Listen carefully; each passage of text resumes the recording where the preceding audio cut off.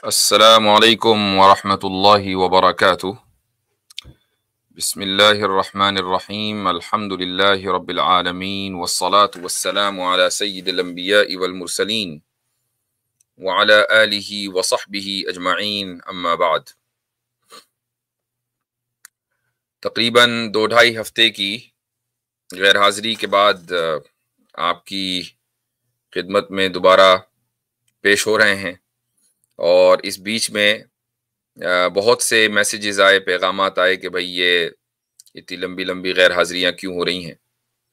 और ये बात सही है, और आप हजरात की जो शिकायत है वो हक बजानिब है, लेकिन वजह जो गैर हाजिरी की रही वो बहुत अच्छी रही।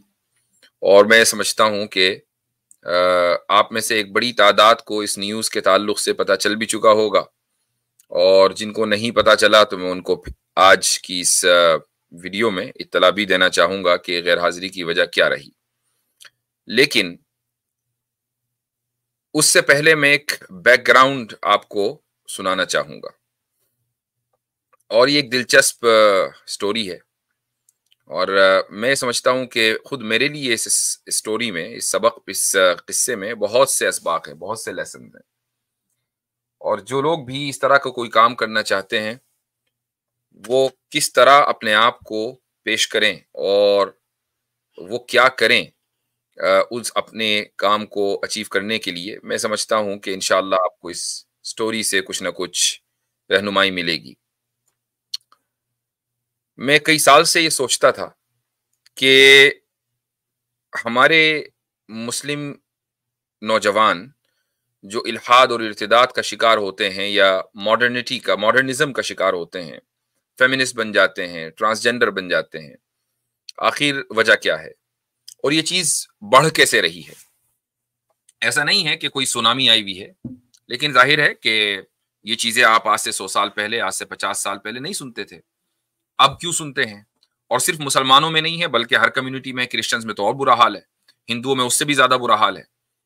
तो वजह क्या है? वजह यह है कि जब कॉलोनियल एरा शुरू हुआ, कॉलोनाइजेशन हुआ पूरी दुनिया का, तो 1830s में ब्रिटिश ने, कॉलोनिस्ट ने एक निज़ाम पेश किया तालीम का, और वो ये था कि भाई अगर हम आज से 100 साल के बाद इन कॉलोनीज को छोड़कर चले भी गए तो भी हमारे जो गुलाम हैं वो हमारे पीछे इन मुल्कों पर हुकूमत करेंगे, और उस माइंडसेट के साथ हुकूमत करेंगे कि जो माइंडसेट हम इन नस्लों को देकर जा रहे हैं निज़ाम तालीम के जरिए।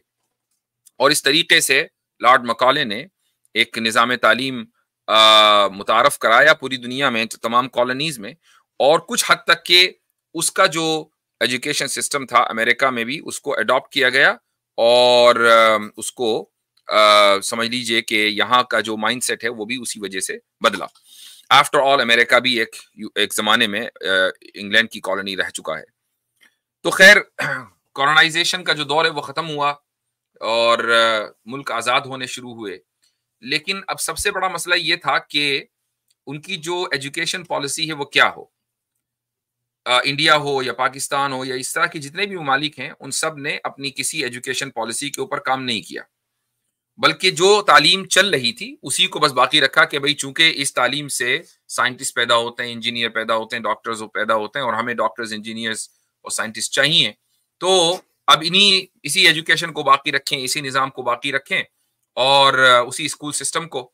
और हुआ ये कि कॉलोनाइजेशन के खत्म होने के बाद भी पोस्ट कॉलोनियल दौर में जो लोग पैदा हुए इन मुल्कों में, बल्कि हमारी अपनी कम्युनिटीज के अंदर, वो क्या थे? वो वेस्ट के गुलाम थे। और गुलाम इस माना कर के उसकी जो समझ लीजिए कि जो थॉट प्रोसेस है, वो थॉट प्रोसेस उनके जहन में पैदा डाल दी गई थी, और उसी एतबार से वो सोचते थे। और आज भी वही सूरत हाल है कि चाहे वो मुस्लिम कंट्रीज हो या नॉन मुस्लिम कंट्रीज हो, मुसलमानों में, गैर मुस्लिम हो, सब में यही सूरत हाल है।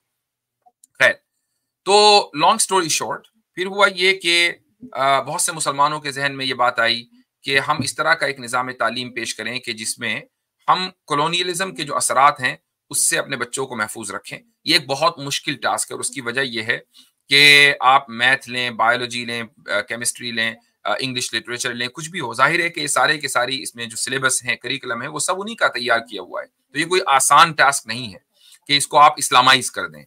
اسلامائزیشن آف نالج کی ایک تھیوری 1970s کے آخر میں اور 80s کے شروع میں بڑی زور و شور سے اس کو پیش کیا گیا تھا. اور ایک صاحب تھے ڈاکٹر اسماعیل راجی الفاروقی، جو پیلسٹینین تھے اور ان کو اساسینیٹ کر دیا گیا تھا یہاں اسٹیٹ آف پینسلوینیا میں، امریکہ میں.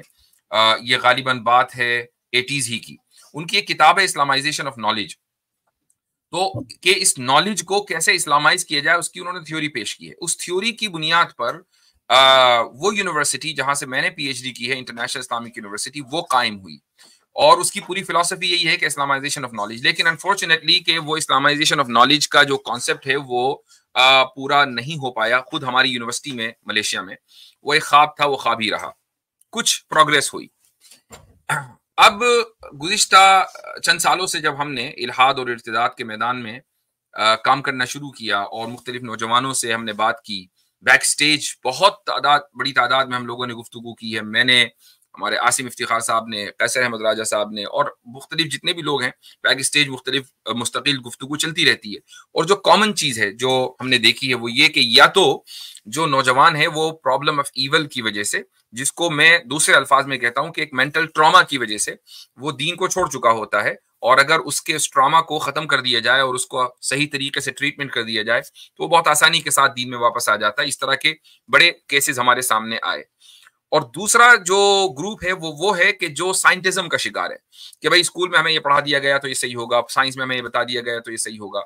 تو ظاہر ہے کہ جو اسکول کا نصاب ہے، جو کریکولم ہے، اس کو پڑھانے والے بھی وہی ہیں جو سائنٹسٹک مائنڈ رکھتے ہیں، اور پڑھنے والے بھی پھر وہی ہو گئے. تو پھر اس کا نتیجہ یہی نکلے گا نا کہ دین کے تعلق سے شکوک اور شبہات پیدا ہوں گے. تو یہ چیز ایک عرصے سے ذہن میں تھی کہ اس طرح کا ایک اسکولی نظام، صرف ایک اسکول نہیں، ایک اسکولی نظام پیش کیا جائے کہ جہاں سرٹیفائڈ کریکولم ہو، لیکن وہ کریکولم اسلامک ایپسٹیمولوجی کے اوپر ڈیپینڈ کرتا ہو. آپ سائنس پڑھائیں، آپ کیمسٹری پڑھائیں، آپ بایولوجی پڑھائیں، آپ کچھ بھی پڑھائیں، دیٹس ناٹ اے پرابلم.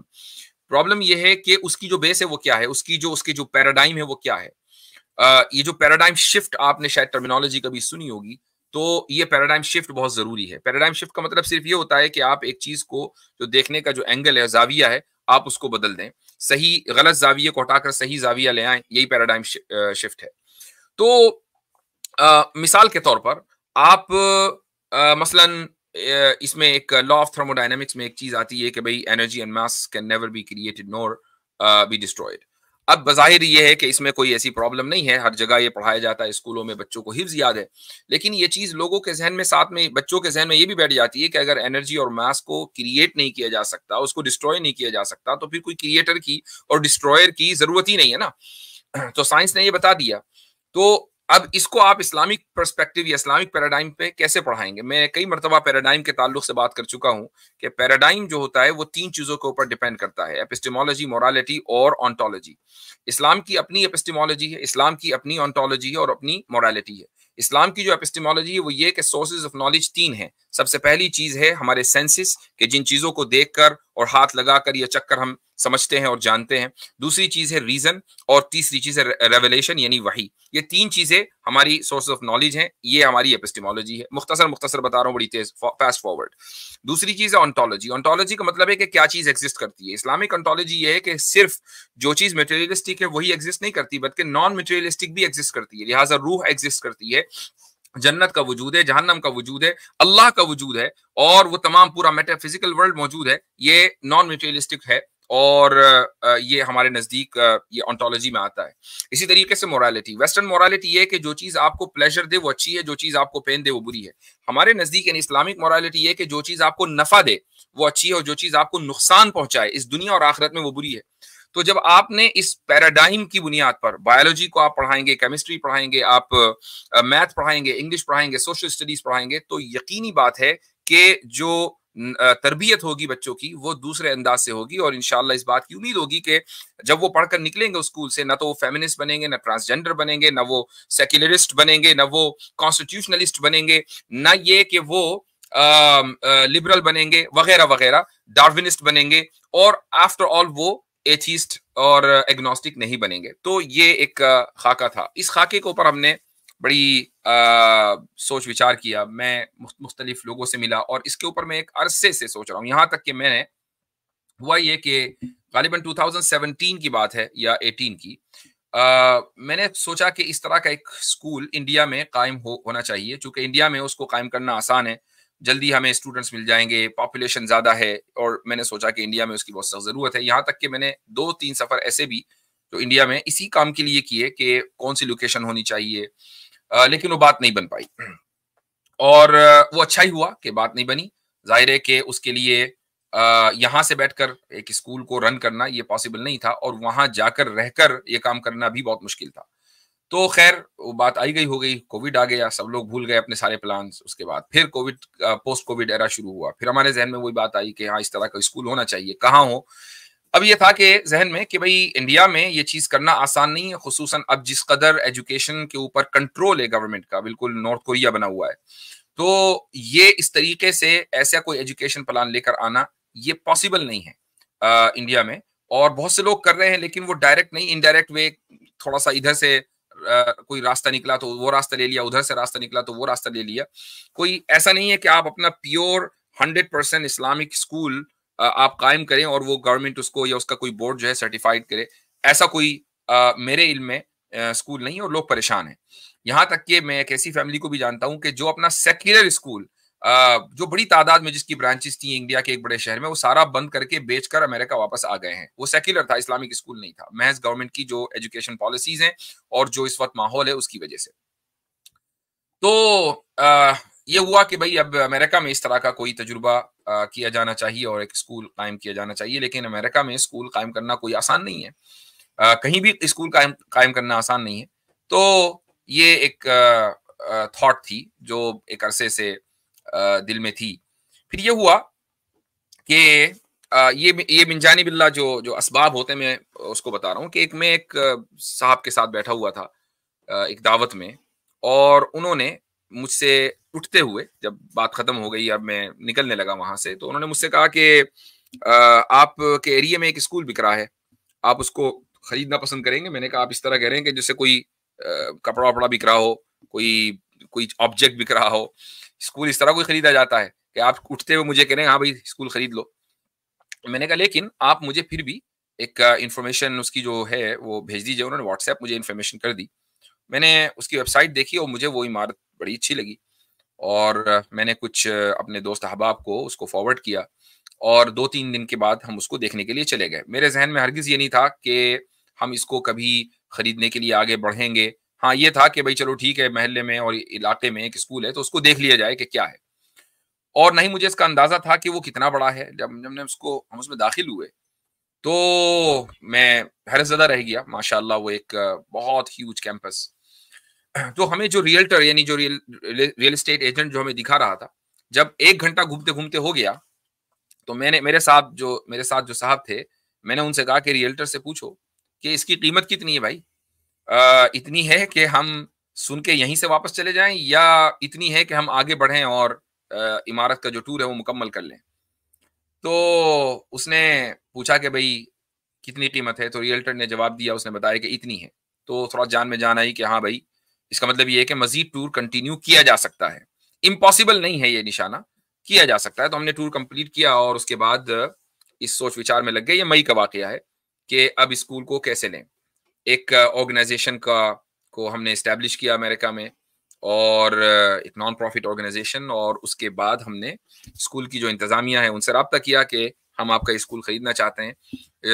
जो इसको इंडिया पाकिस्तान में बयाना कहते हैं, यहाँ बोलते हैं उसको अर्नेस्ट मनी। तो हमने उनको अर्नेस्ट मनी दे दिए, और यहाँ से हमारा कॉन्ट्रैक्ट उनसे शुरू हो गया कि भाई 2 महीने बल्कि 80 दिन में हमें जो है वो पूरी प्रॉपर्टी खरीद लेनी है। अच्छा, ये मैं आपको बताऊँ कि ये जो स्कूल था, अ, इस स्कूल के बारे में मैं थोड़ा-सा ज़रूर बताऊँगा, लेकिन मैं आपको एक वीडियो दिखाना चाहूँगा, और उस वीडियो को देखकर फिर मैं आगे की बात आपसे करूँगा। तो ये वीडियो अभी आपकी स्क्रीन पर इंशाअल्लाह आ रही है, जस्ट अ सेकंड, ताकि आपको अंदाज़ा हो जाए कि what we are talking about. Hold on.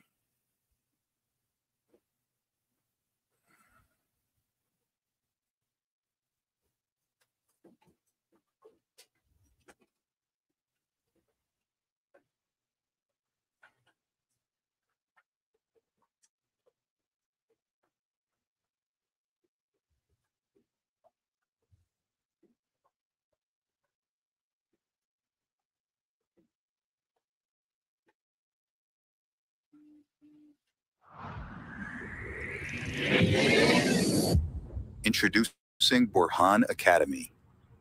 Assalamu alaikum to all my brothers and sisters and respected elders. It's my honor and privilege on behalf of one of the most newly formulated organizations in the Chicagoland area committed to Islamic education, Burhan Academy, to unveil the most recent project and opportunity for our Muslim community. In our Islamic tradition, Allah subhanahu wa ta'ala teaches us from the beginning, right? The first revelation to read, Iqra, and to learn by the pen. This is something that is the hallmark of our Islamic civilization, which is a promotion of education and teaching and knowledge. And it's through that knowledge that we learn and understand our creator, Allah subhanahu wa ta'ala. It's through that knowledge that we can refine our character. And then it's through that knowledge that we can beautify the environment around us. And it's through that knowledge that we can ultimately service the community and people. And here today, I stand actually in the historic district of Elgin. And I stand at an institution known as Elgin Academy, which is now potentially a place and the home for Burhan Academy. And this academy's mission is to essentially continue to build on this tradition of Islamic education within this region in North America, to continue to up and improve our standards, have the highest level of academic excellence. And then how do you take those sciences and those rational knowledges, and how do you infuse and see and view that from an Islamic lens? So inshallah, with everybody's support, everybody in the community, we can purchase this facility. Now, let me tell you a little bit about Elgin Academy. SubhanAllah, this facility that we are at right now, it's approximately 18 acres of property, 14 acres of property right here for the actual school. And then they have another 4 to 5 acres for a sports complex about 1 mile away. This institution was one of the first charter schools in Illinois. It was officially chartered in 1836, subhanAllah. On this campus, we have approximately 8 different buildings. There's one building that can be for just high school. You have one building just for elementary and one building just for middle school. You have a fully equipped kitchen and cafeteria. It has a full gymnasium. The gymnasium has all the equipment that we need. Library has everything. All the furniture is in place, and all the computer labs, the theater, everything is fully equipped and will come with the school, including transportation buses that they have also. So to be able to have this for a mere $3.7 million, which is what is left for Burhan Academy to raise to the community, and to get and to secure this within the next 30 days, is an amazing ni'mah and blessing that Allah subhanahu wa ta'ala has blessed us with. Help us secure this property by the end of August. Support our project at burhanacademy.us/donate. Get up to $10,000 in... Okay. अच्छा, तो आखिर में जो appeal है उसको देख के डरने की जरूरत नहीं है। उसकी वजह यह है कि ये वीडियो पुरानी है और अल्हम्दुलिल्लाह हम ये स्कूल खरीद चुके हैं आप हजरात की दुआओं से। अच्छा, ये वीडियो जब डाली गई थी उस वक्त जाहिर है कि हमारे पास कोई फंड्स तो थे नहीं कि हम इतनी बड़ी रकम कहाँ से जुटा पाएं। ये मैं आपको बता दूं कि ये जो पूरी प्रॉपर्टी है, अगर आप इसका अप्रेजल निकालें तो माशाअल्लाह ये तकरीबन 25 to 30 मिलियन डॉलर्स की पूरी प्रॉपर्टी है। और 1836 में ये स्कूल बना था और ये वही दौर है कि जिस दौर में इंडिया में लॉर्ड मकाले एक कॉलोनियल निसाब तालीम मुतारफ करा रहा था। तो ये स्कूल यहाँ बना था और ये स्कूल इतना हिस्टोरिकल है कि इस स्कूल से निकलने वालों ने first world war, second world war, American civil war में हिस्सा लिया है और लीड किया है इन जंगों को अमेरिका की तरफ से। यहाँ से निकलने वाले बड़ी तादाद में अमेरिका के जो पॉलिसी मेकिंग इंस्टीट्यूशंस हैं उनमें पहुंचे हैं। ये एक बहुत ही हिस्टोरिकल स्कूल है और ये समझ लें कि ये इन लोगों का प्राइड, एक यानी काबिल फख्र चीज है। फिर अल्लाह ताला का करना ऐसा हुआ कि इनके ऊपर सूद की मार आई और इन्होंने बैंकों से सूद उठाया और कर्जा उठाया और वो कर्जा अदा नहीं कर पाए और उसकी वजह यह रही कि स्कूल का जो इनरोलमेंट है वो کافی کم ہو گیا تھا. تو بہرحال جو بھی وجہ رہی, اسکول کا یہ اسکول سود ادا نہیں کر پایا, اور اس بینکوں نے ان کو مجبور کیا کہ آپ اپنی پراپرٹیز کو لیکویڈیٹ کریں, یعنی بیچیں, اور آپ پروفٹ نہیں کما سکتے, صرف اتنا ہی پر بیچ سکتے ہیں جتنا کہ آپ بینکوں کو او کرتے ہیں. یعنی اگر بینک کو آپ $1 او کرتے ہیں تو آپ کو $1 میں بیچنا پڑے گا, $100 او کرتے ہیں تو $100 میں بیچنا پڑے گا. تو یہ جو قیمت آپ نے آخر میں دیکھی 3.7 ملین, یہ دراصل بینک کو او کرتے تھے, اور بینک نے مجبور کیا کہ اتنے میں ہی آپ کو بیچنا ہے. ہم نے بیانہ دے دیا, اور 80 دن کی جو سمجھ لیجیے کہ گھڑی ہے وہ شروع ہو گئی. 1 دن گزرا, 2 دن گزرے, اب 2 مہینے رہ گئے, اور مجھے یہ فکر ہوئی کہ بھائی ابھی تو سمجھ لیجیے کہ یعنی کچھ بھی نہیں ہوا, تو 2 مہینے میں ہم یہاں تک کیسے پہنچیں گے. تو ایک دن میں نے ہماری جو ایمان یونین اور اسی طریقے سے لارئیبا ٹیم, میں نے دونوں جگہ پر گفتگو کی کہ ہمیں یہ اسکول شروع کرنا ہے, اور یہ ہمارے مقصد کے مطابق ہے. یعنی ہم جو کام کر رہے ہیں سوشل میڈیا پر, اس کو ہم زمینی سطح پر لانا چاہتے ہیں, تو ہمارے مقصد کے مطابق ہے. تو کیا ہمیں اپنے جو ویورز ہیں ان کے پاس جانا چاہیے اور ان سے تعاون مانگنا چاہیے؟ تو سب کی رائے ہوئی کہ ہاں ایسا کر لینا چاہیے. اور پھر یہاں تک کہ اس پر بھی بات ہوئی کہ اس کی لاجسٹکس کیا ہوں. یعنی اگر کوئی ہمیں انڈیا میں یا پاکستان میں یا بنگلہ دیش میں یا سعودی عرب میں کہیں بھی بیٹھ کر کوئی $1 بھی ہمیں دیتا ہے, تو وہ ہم تک کیسے پہنچے گا؟ پہنچنا تو US ہے اس کو. لاجسٹکس میں کئی دن گزر گئے, یہاں تک کہ میں نے ایک اعلان بھی کر دیا کہ میں بہت جلدی ایک اسٹریم کرنے والا ہوں, اور وہ بہت اہم امپورٹنٹ اسٹریم ہونے والی ہے. وہ اصل میں یہی موضوع تھا کہ میں آپ کے پاس آتا اور آپ سے کہتا کہ بھائی یہ ہمارا پروجیکٹ ہے اور آپ اس پروجیکٹ میں کیسے تعاون کر سکتے ہیں. یہاں تک کہ یہ ہوا کہ اس اسٹریم کا جو تھمبنیل ہے وہ بھی بن گیا, اور اس کا نام تھا the project of the century. کہ اور یہ حقیقتاً ہمارا خواب یہی ہے, اور انشاءاللہ آپ دعا کریں کہ یہ پروجیکٹ آف دا سینچری بن جائے. تو یہ ہوا کہ بھائی آج چلو اسٹریم کریں گے, لیکن دل نہیں مانا. چلو کل کریں گے, پھر نہیں مانا.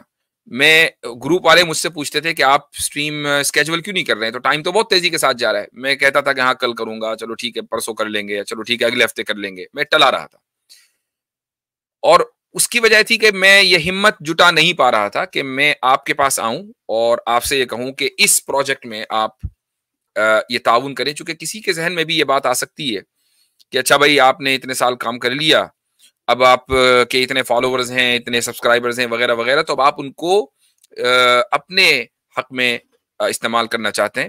میں یہ نہیں کہہ رہا ہوں کہ آپ لوگ یہ سوچتے, لیکن خدا نخواستہ کسی کے ذہن میں, اور خصوصاً ہمارے جب اتنے مخالفین سوشل میڈیا کے اوپر بیٹھے ہوئے ہیں کہ جو موقع کی تلاش میں رہتے ہیں کہ کسی طریقے سے ایسا ہو جائے, تو میں نے کہا ٹھیک ہے, ہم اپنے طور پر لوکلی یا انٹرنیشنلی کہیں بھی جو ہے وہ اپنے طور پر لوگوں کو متوجہ کریں گے, اور انشاءاللہ اس طرح کے کہ ایک بزنس ماڈل کی شکل ہو یا جو بھی ہو, ہم اس میں لوگوں کو لے کر آئیں گے. تو ماشاءاللہ بہت سے حضرات ایسے آئے کہ جنہوں نے تعاون کیا, اور اس میں 2 افراد ایسے ہیں کہ جن کا تعاون جو ہے وہ شامل حال رہا. اور تو پہلی شخصیت ہیں اس میں مولانا قاسم رشید صاحب. تو یہ انگلینڈ میں ایک جن کا تعلق دیوبند سے ہے, انگلینڈ کی سے تعلق رکھتے ہیں, انگلینڈ میں رہتے ہیں, وہاں ان کا ایک بڑا ادارہ ہے. تو میں نے ان سے رابطہ کیا اور ان کا تعاون بہت زیادہ شامل حال رہا. اسی طریقے سے ایک مفتی حذیفہ وستانوی صاحب ہیں کہ جو گجرات سے تعلق رکھتے ہیں, اور ان کا وہاں بڑا مدرسہ ادارہ ہے, ان کا تعاون بھی شامل حال رہا. یہ 2 شخصیات ایسی ہیں کہ جن کا نام لیا جانا اور ان کو کریڈٹ دینا, یہ ایک سمجھ لیجئے کہ یہ بہت ضروری ہے. جب آپ کوئی کام کرتے ہیں اور اس کام میں آپ کے معاونین آپ کے ساتھ آتے ہیں, تو ان معاونین کا ذکر کیا جانا بے انتہا ضروری ہے. اور اس کی وجہ یہ ہے کہ من لم یشکر الناس لم یشکر اللہ, کہ جو شخص لوگوں کا شکر گزار نہیں ہو سکتا, لوگوں کا شکریہ ادا نہیں کر سکتا, وہ اللہ کا شکریہ کیا ادا کرے گا. تو اس لیے ان 2 حضرات کا میں نے ذکر کیا ہے بالخصوص. باقی پوری کمیونٹی کے اندر بڑا ایکسائٹمنٹ ہے, اور الحمدللہ جمعہ کے دن ہم نے اس کی کلوزنگ کی, اور یہ پورا اسکول برہان اکیڈمی کے نام سے, الجن اکیڈمی سے ہٹ کر برہان اکیڈمی کے نام ٹرانسفر ہو گیا. اور اب ہم 1 مہینے کے اندر انشاءاللہ اسکول کا ابتدائی کلاسز سے آغاز کرنے جا رہے ہیں. یہ جو پوری جرنی ہے مجھے یہ 10 دن پہلے، اسکول کلوزنگ سے 10 سے 15 دن پہلے مجھے یہ یقین نہیں تھا بلکہ یہ اسکول کبھی کلوز ہو پائے گا.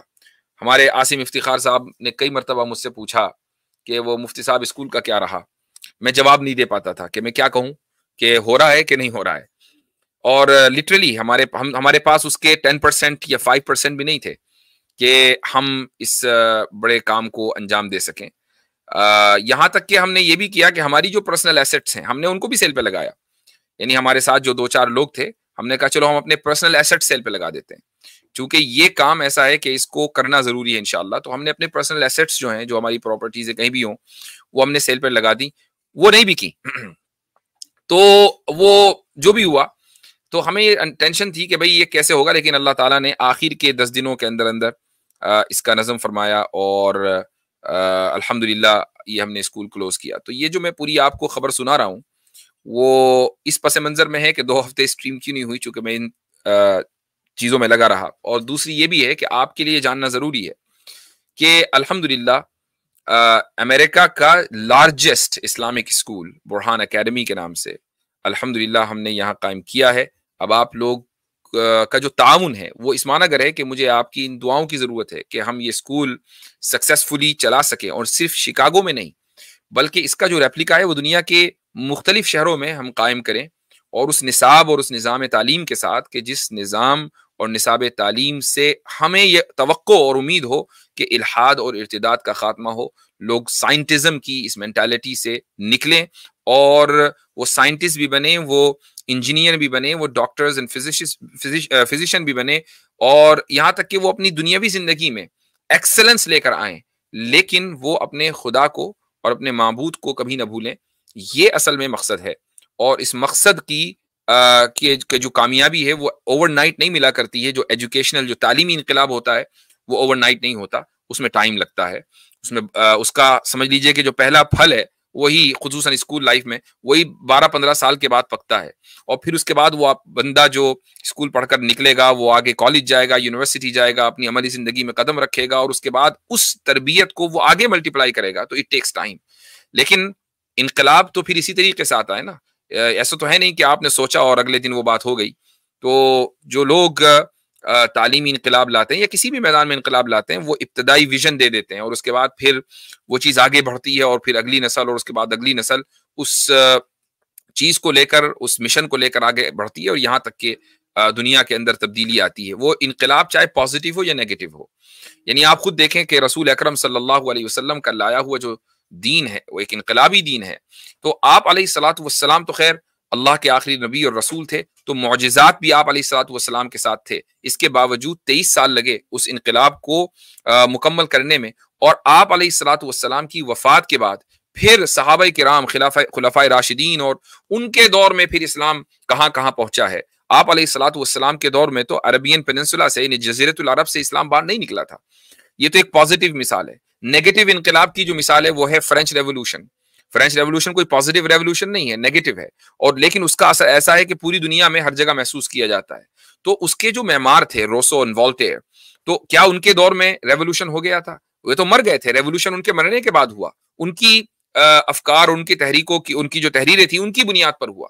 اور پھر فرانس میں بھی اس کو کئی سال لگے کامیاب ہونے میں، یہاں تک کہ پھر وہ تقریباً 100-150 سال کے بعد وہ ریکگنائزڈ ہوا اور پوری دنیا کے اندر اس کے اثرات دیکھے گئے. تو انقلاب تو پھر اس طریقے سے آتے ہیں. تو آپ کا جو کنٹریبیوشن ہے وہ اب یہ دعائیں ہیں کہ آپ اس تعلیمی انقلاب کے لیے جو دین کے نام پر برپا کیا جا رہا ہے، لیکن ساتھ میں مقصد یہ بھی ہے کہ ہماری جو نسلیں ہیں وہ دنیا کے میدان میں پیچھے نہ رہیں، اور ایجوکیشنل ایکسلنس جو ہے وہ ان کو حاصل ہو، اور دین ان کا مقصد ہو، اور اس طریقے سے وہ ربنا آتنا فی الدنیا حسنہ وفی